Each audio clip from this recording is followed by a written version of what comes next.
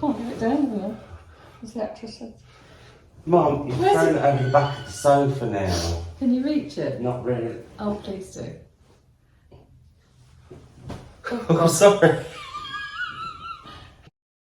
Hi and welcome to my channel, I'm Simon, and today I am back with my mother, or the artist formerly known as my mother, Louise Savage Muses. Oh, stop it. And we're going to be doing our annual going from, well, this is our winner predictions video for the Women's Prize, basically. I should have started with that, sorry. Should really. I should.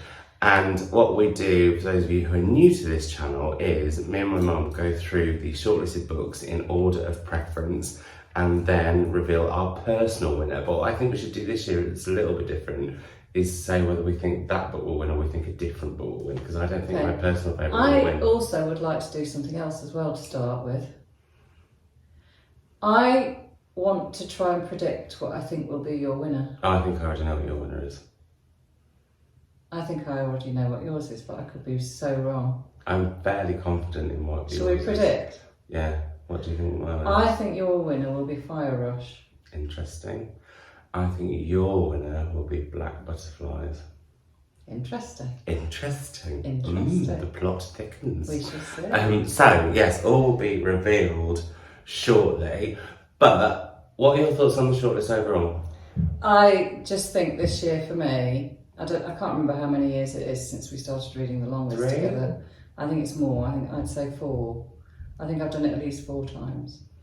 But I would say that the long list was spectacular. I mean, there wasn't a single book that I DNF'd, which is a first. And they were all just really fascinating, eclectic range of books. And for me, particularly this year, I felt it was really political in a very good way. I thought it was a very brave list. I think it's tackled all sorts of very current issues, you know, refugees, Northern Ireland, which is rearing its head again since Brexit, racism, poverty, the opioid crisis, you know, you name it, it's there. And I, you know, the war in Sarajevo, I just think it's a stunning. I just want to thank the judges. Actually, I think they've done I mean, I think they always do a good job. They've got a hard task this year, I think, to pick a winner. Yes, I do. I don't envy them. And actually, I got mildly grumpy with the shortlist, only in terms of I thought I can't pick. And it has. This has been, I think, possibly one of the hardest years. Although there's certain books that, like, on a different day could be my 3 or 4. I could switch those, and actually, my 1 and 2 could switch. I could on switch different days. my top 5. No, I could on different days, maybe my top 4, I would say, could win on different days. And I have to say it, I don't normally begrudge things, but I still feel Bandit Queen should have been on there.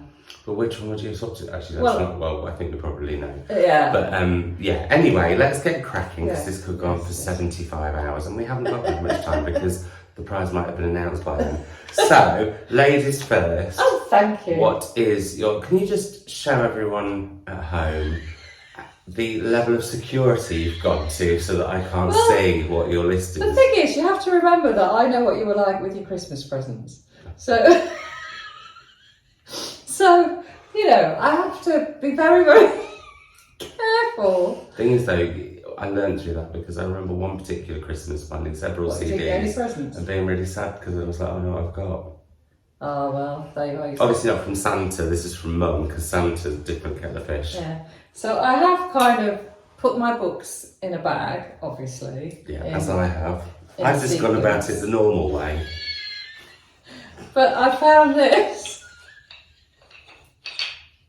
Please don't break it. And I've kept it on top of the bag so that it wouldn't be disturbed. Just put it in between us, actually, because it could get tricky. Okay, there we go. Yes. Right. Oh, so. Yeah, number 6. I'm not even looking. So number 6 for me was Laline Paull's Pod. Now, this is a story about a dolphin pod. And actually, do you know what? It's so grown on me since I finished reading it. It's really interesting. It's just that it's about a pod, a dolphin gets separated, and it's a story in which you spend the whole time you're reading immersed in water, which I think is really clever. And that's the aspect of it that has absolutely stayed with me. And I think as a novel that is, again, political, it's tackling, the environmental issues that we're faced with. I think it's superb because I am still sloshing around in that murky water with those creatures. I suppose the reason that it's number 6 for me was because I did find it quite disturbing to read, and there is an awful lot of sex in it. I mean, an awful lot of sex in it. One thing that we should mention is there's actually quite a lot of rape in it. Yes. Sexual assault. Yes, and I'm still not quite sure how I feel about that, and yet maybe that says a lot about me and my squeamishness and maybe my lack of realism. Perhaps what Laline Paull has done is actually opened my eyes. So yeah, that's why it's my number 6. Okay, so my number 6, I'm just going to rustle, but can you keep your eyes away in case you see anything from what's next? Is similarly, Pod by, I'm here, it's here, it's fine. Yes, don't hold your book in front of your face, Louise. We talked about this before. Sorry. Don't hide behind the dolphins. I struggled with this book in parts because it is unrelentingly bleak in some ways, but I actually think that's the whole point of the book. And I think I got a bit grumpy about that, in the fact that I just needed a bit of light or a bit of... I think what Laline is setting out to do with this book, she achieves, because it's about the devastation of what is going on with our planet. It's about, I think also there was part of me that got really annoyed because I went and swam with dolphins and I had the loveliest time, and then I thought, well, they're all awful. Because they're really mean. Oh, no. And that was just a personal thing. But I think as well, whilst we were so submerged, I needed a breath every so often. I needed to sort of gather my thoughts. And so it was tricky for me as well, because I think I put a lot of pressure on this book because I love the bees so much. And that's another element. So it's really all about what you add to a book. Oh, very much not so. just what the reader, the author, puts in. So I think this could win. I think obviously all 6 could win. And I think for me, this would, based on the fact it is so blunt and frank about the state of the planet, and that is its power. But also for me, it was what kind of made me a little bit like, oh, I just need those little moments of hope or joy mixed in. I suppose it's, it's an important message, but there's a fine line, isn't there, between feeling, don't take this the wrong way, that it's being rammed down your throat, but I think we're in such a pickle that's probably what we do actually need. And I will say, it didn't bother me that it was narrated by a dolphin, which I thought it would. No. I thought that was brilliantly done. So yeah, so if it wins, great, because I think it's an important book. And also I do think that Laline Paull can really, really write. I needed to decompress and get a bit of air between being submerged for the whole thing. So there's that. Right, what's your number 5? Yeah. So my number 5, and I found this really hard, the whole thing. I'm traumatised. But my number 5 in the end was Trespasses by Louise, which is a story set in Belfast in the 70s. And I think it captures that era incredibly well, the tension, the friction. It centres around a woman called Kushla, who I absolutely adored. I loved her as a protagonist, and her relationship with a much older man, which I sort of struggled with at the time, but in terms of being fascinated and not quite understanding it. But I think as I've sort of let it settle, I kind of get it now.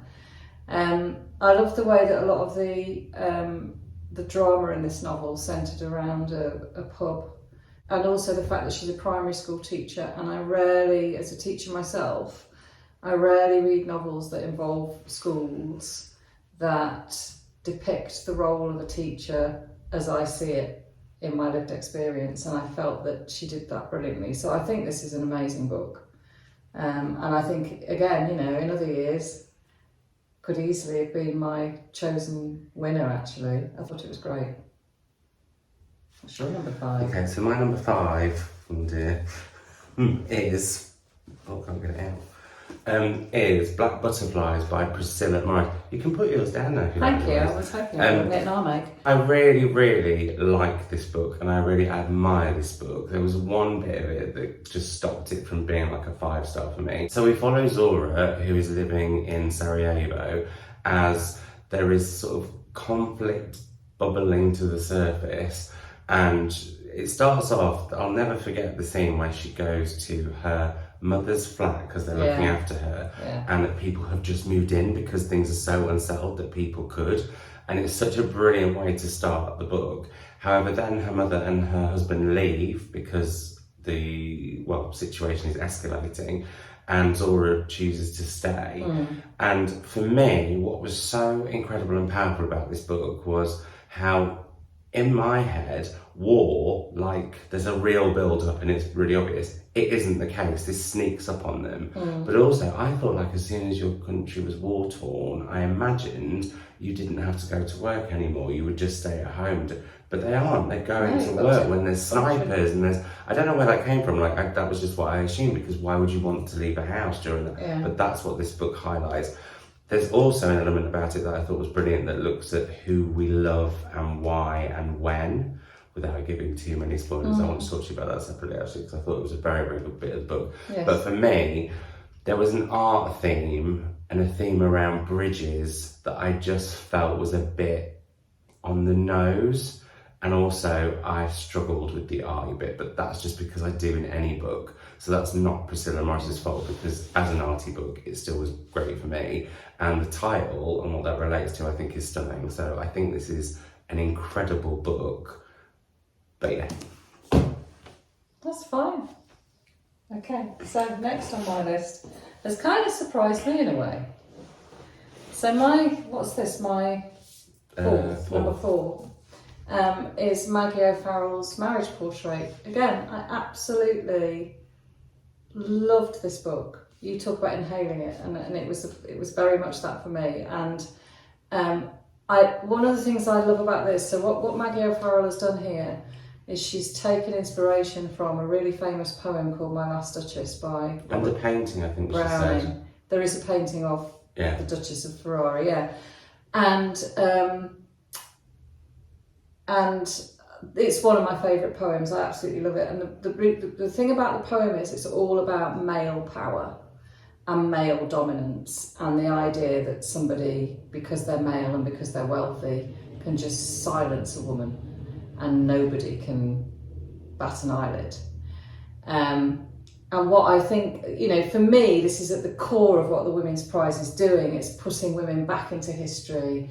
It's that whole thing about raising women's voices. And I just love the fact that she's given voice to the girl in the poem. Lucretia. And so it's her story that is told here. And it's just fascinating. And again, the way that Maggie, I love the way she writes and the way that she uses historical detail, but she judges it pitch perfect, so that you never feel that anything's being rammed down your throat. You're just wandering the streets in the 16th century seamlessly.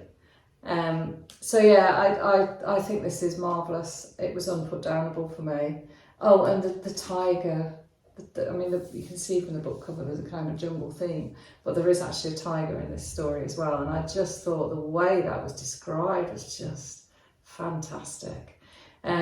So yeah, again, another year, who knows, but it did surprise me that this came in at number 4, and it says a lot about the quality of the other authors. So my number 4 is also... Oh, that's intriguing. Oh, wow. The Marriage Portrait by Maggie O'Farrell, and I too absolutely love this book. Now I do think part of this possibly being a bit lower than people might expect from me, because I do love Maggie, is that I read it last year, and so I think it has faded slightly, but only that's just the passage of time that does that to a lot of books. But this has still resonated with me, and I still think about those tiger moments. It's the prowling, isn't it? Oh yeah, it's the so power of the done. animal. And also it's the tension. So when we meet Lucretia, we start off when she's a young girl and she's just kind of trouble. And I love that, and she's very feisty, and so we follow, and her mother doesn't know what to do with her, and there's all these sort of almost like myths and legends about what she might have eaten to make her like that, or the way that she was born or when she was conceived. I loved all of that, and that sort of flows throughout the book. There's this kind of, not supernatural element, but otherliness that I think was in Hamlet as well. But it's also about how in those periods of history you couldn't understand a girl who didn't toe the line. No. You know, it's... And she doesn't. But then she's married off, and the scenes where she's sat, and this isn't a spoiler to say this, looking at her husband, and she's just like, you're going to kill me. The tension of that, I thought, was absolutely brilliantly done. And I think how Maggie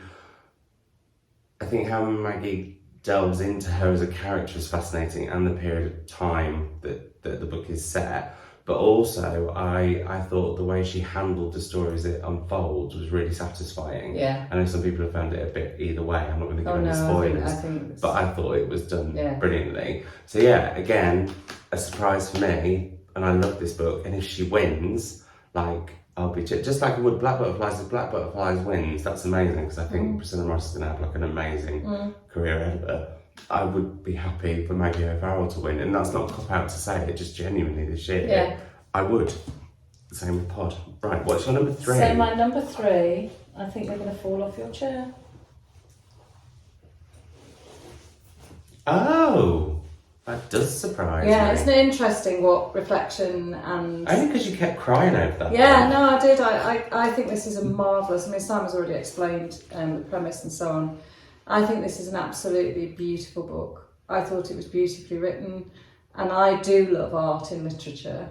And I loved, there are some scenes in this where Zora and a young girl are painting on the walls, and I just, that was partly what made me cry. I've been to Sarajevo as well. I went to Sarajevo in 1989, so not long before this situation emerged, and it had a huge impact on me. I think I was 19, and so I absolutely adored this, but clearly there were 2 other books that I felt just pip-it. That's fair enough. Right, my number 3 is Demon Copperhead by Barbara Kingsolver. Now, just to clarify, because I've talked about the lacuna on this channel before and I wasn't a big fan, but me and Barbara were now BFFs, and I really, really, really like this book a lot. I think, interestingly, so basically, for those of you who don't know, haven't read it, is set in the 1990s during the, ongoing opioid crisis in Alapatcha, where we meet... Appalachia. What did I say? Alapatcha. Sorry. At least I got the ending bit right, because it's not Appalachia, it's not, which I thought it was, yeah. So, apologies. Anyway, it's about a young boy called Demon who we follow, and it mirrors the story of David Copperfield, which I hadn't read, and I did not feel I missed out on anything, even though Barbara says you probably only miss out on about like 512 Easter eggs if you have read it. But I didn't feel like I missed out anything, because the story of him growing up in this time, what's going on with the opioid crisis, it's incredibly hard to read at points, but I think the comedy and the way that she writes these characters that are so Dickensian in the sort of way that, I mean, the characters are what I like about Dickens when I watch a Dickens, and it's weird that they haven't held me into like getting into reading him more, but I just thought what she did was powerful. The only reason this is at number 3 for me is I felt there was that slightly unrelenting nature again, which I struggled with Pod. Okay. And there's a point where we follow Demon, and he's left his hometown for the first time. I'm not going to spoil it for any reason, but there's a series of events where it's just constantly awful. And I just thought, come on, like, I can't. And I think Barbara Kingsolver was brilliant at working out when the reader's going to suddenly possibly be a bit like, this is quite a lot. And you know, there'll be lots of you watching who'll be laughing, saying, but you loved A Little Life, and that is unrelenting. But this, I don't know, there was just sometimes where I'm going against what I'm saying, because A Little Life plausibility is a question mark. But that's what I struggled with a bit. And sometimes, whilst I don't feel like I missed out on not having read David Copperfield, I did feel like that maybe there was something extra I would have got out of it that might have been missing. That's FOMO. That's exactly it. I hadn't thought of it like that. A little bit of FOMO affected it. So, but I do think it's brilliant, and I've since read The Poisonwood Bible and absolutely love that. So me and BK, we've like turned a corner, BFFs forever now. Cool. Okay, Your so number my number two is, get it the right way around, Fire Rush by Jacqueline Crooks. I think this is fab.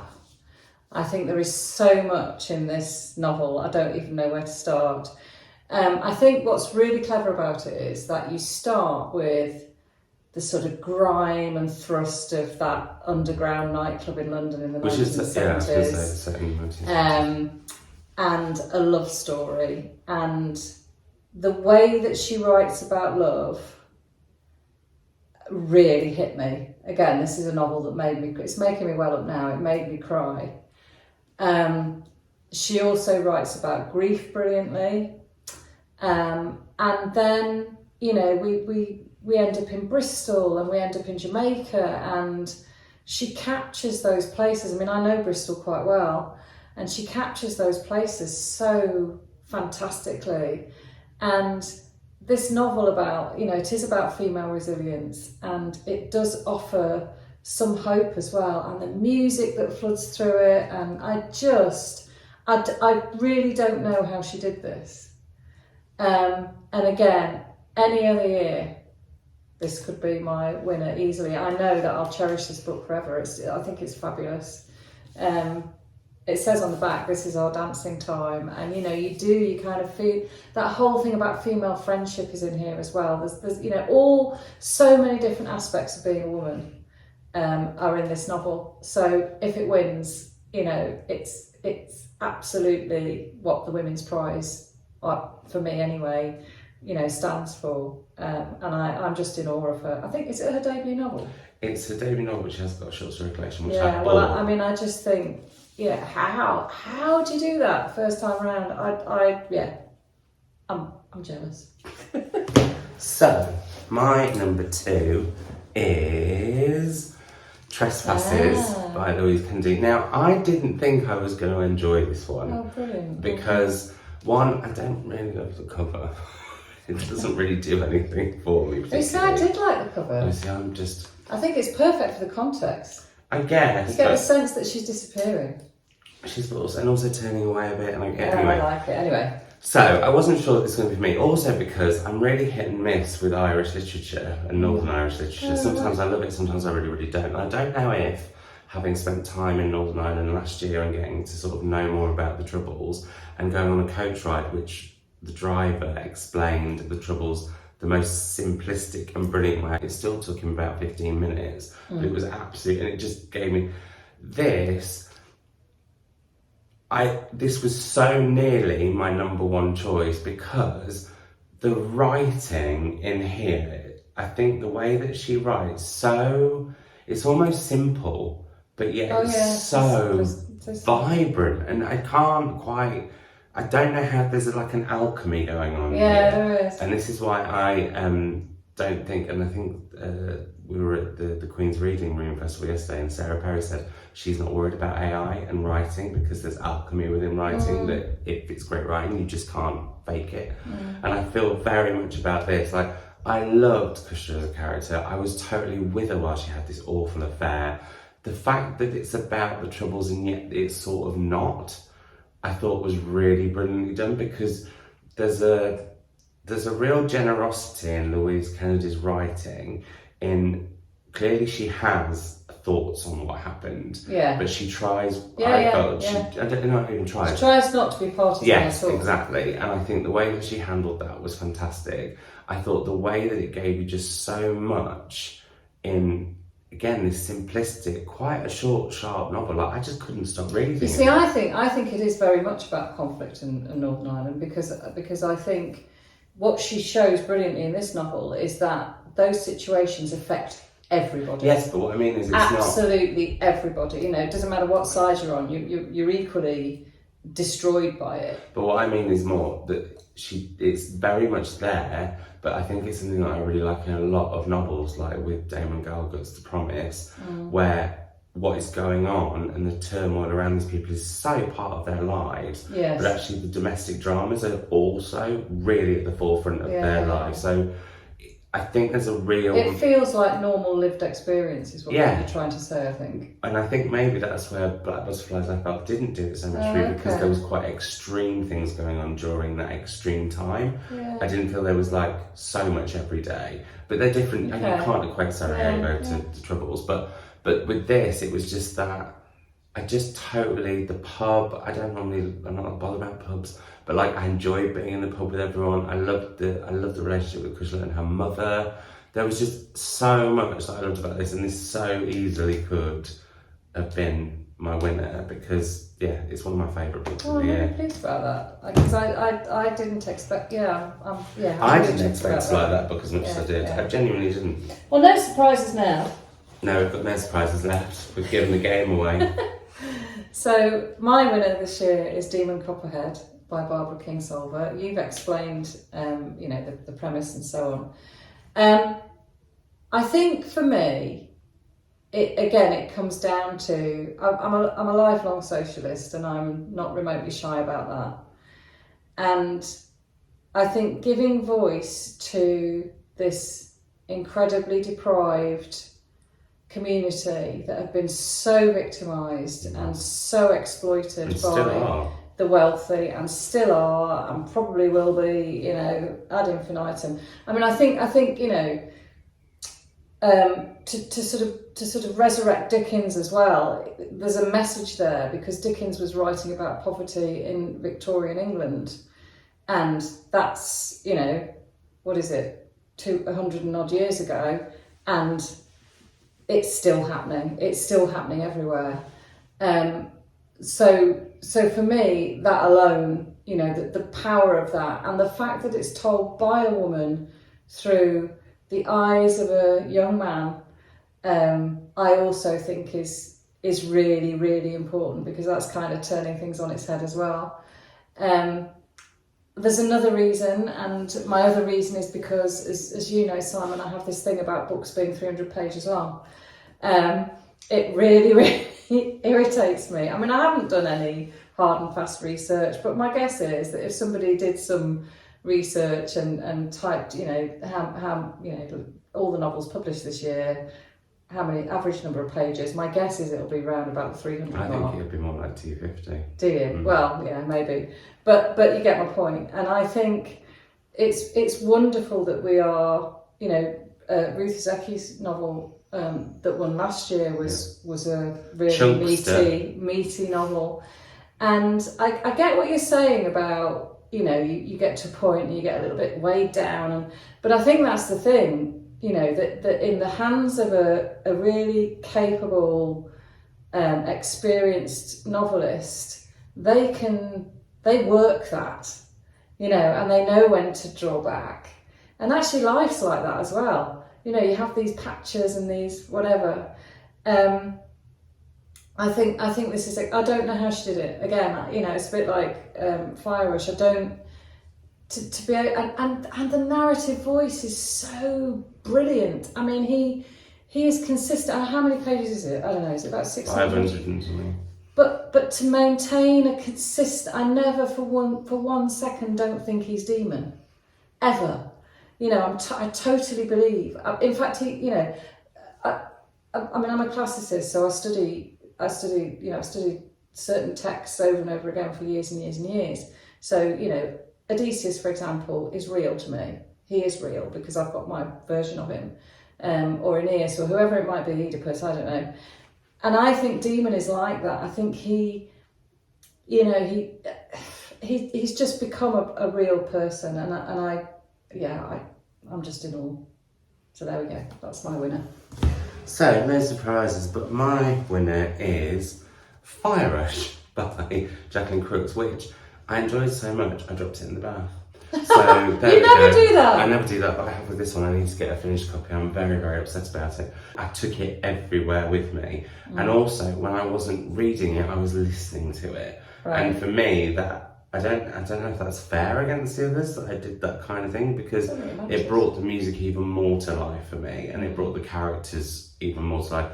Like you said, I love the fact that it was like, and I don't know like 1970s at all, but I felt like I was really part of that scene, and I was with these characters, and I did really love the love story. And I think quite often if a book's got a love story at its heart, it's like instantly dismissed as romance, but I think what she does is so nuanced and so powerful and so beautiful. It's quite a brutally beautiful book, which I've discovered I think is my favourite kind of fiction. If I could have a genre in a bookshop, I would have like the shelves of brutally beautiful books. I love the fact that there's ghosts in here, there's that like supernatural element to it. It's all the things that I just really, really love.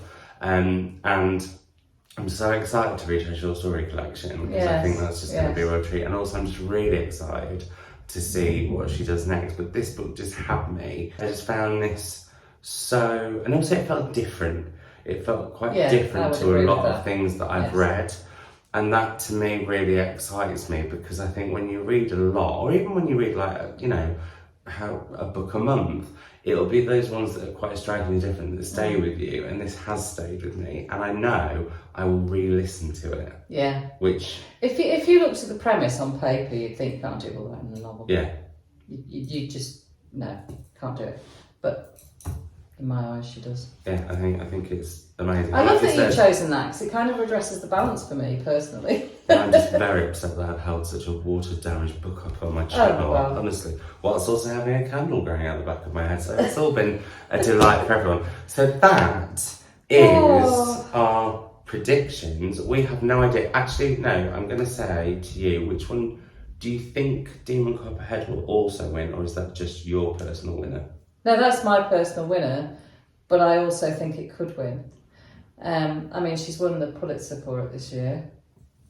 I don't know. People say that means that she can't win. I don't think that's true. I think if you've written the best book, you can win all the awards. Yeah, I would imagine that. And when you're judging a prize, you're asked to park anything apart from the text that you put in front of you, which, you know, isn't always easy, but you have to kind of do it. So I've got a real feeling about Trespasses this year. I don't know why. If it was Demon Copperhead or Marriage Portrait, would that be the first time someone won it twice? Yes. Yeah. So that would be quite an exciting moment. So there we go. That's the end of Women's Prize season for 2023. I always feel really sad. Well, not sad. Don't start crying. Don't. I've been disgracing myself recently. Because you will. You will cry, and I'm not having it. You almost cried talking about Jacqueline Crooks. I know. So come on now. Sorry. But next year, very excitingly, there will be 2 women's prizes, because there will be the fiction and the non-fiction, which are interestingly running at the same time, which I've already talked about my feelings on in a previous video. I think it'll be exciting to see how that does. So yeah. So apologies, we just had a comfort break after all the excitement of the Women's Prize Personal Predictions Reveal. Indeed. Gosh, that's a very long title. I'm not using that in the I'm glad you didn't spit at me when you said it, actually. Yeah, all those plosives. I'm quite pleased too. But on the Shortlist theme, Mum has done a video on her channel about the Shortlist. What have you done, Louise? So I, again, it was the suggestion of one of your patrons, I think, and you've been really busy, so I thought, well, I'll have a go. And what she asked, she said, well, you know, I've loved the Shortlist, and you know that feeling when you've read a book and you're a little bit bereft and you don't know what to read next. So it was a case of, you know, if you read Demon Copperhead by Barbara Kingsolver, what other books might you go to that might have that same vibe or similar themes or characters or whatever? So for each of the shortlisted books, I've chosen 2. And I love doing it. It was a really interesting kind of intellectual exercise, actually, trying to kind of make those decisions. So yeah, that's over on my channel, should you wish to pop along and have a look. Very exciting. And also, actually, if I was going to do it, I would say people should read A Little Life after Demon Copperhead. I think you need to read A Little Life. Yeah, I haven't read it yet. I know I need to be braced for that book. You do. And also on that Barbara Kingsolver note, keep your eyes peeled for Sky Arts from Hay, which will be on Sky Arts, and also I believe the Sky Arts Book Club Facebook group, where I am interviewing Barbara Kingsolver. Richard E. Grant, Kate Moss, Emma Dabbery and Fats Timbo, and that will be coming from the end of June. And Mum did mention I have been quite busy, and so I have decided that I'm just going to be taking a little booktube break for a while because I'm a little bit booked out, and also not being a mood reader, being more of a moody reader. Yeah. And so I can. Oh, don't start that rumour. Anyway, so I'm going to have a little bit of a break. However, I will still be doing little shorts on my Savage Snapshots channel, and also my Instagram, my Twitter, my even TikTok, because I'm desperately trying to stay relevant. I have stuff going on there still, and my Patreon. So if you want to see me here, there and everywhere, you can head to all those linked down below, where I'll also link Mum's channel. But that's it from us for now. We'll both be back in different videos at different points over the forthcoming weeks or so. I'm hoping to be back at some point in July, I think. But for now, it's bye! Thanks for watching, and we'll see you all soon. I'm going to do it again. Bye! And I'm going to do it on the Patreon, which is like, bye!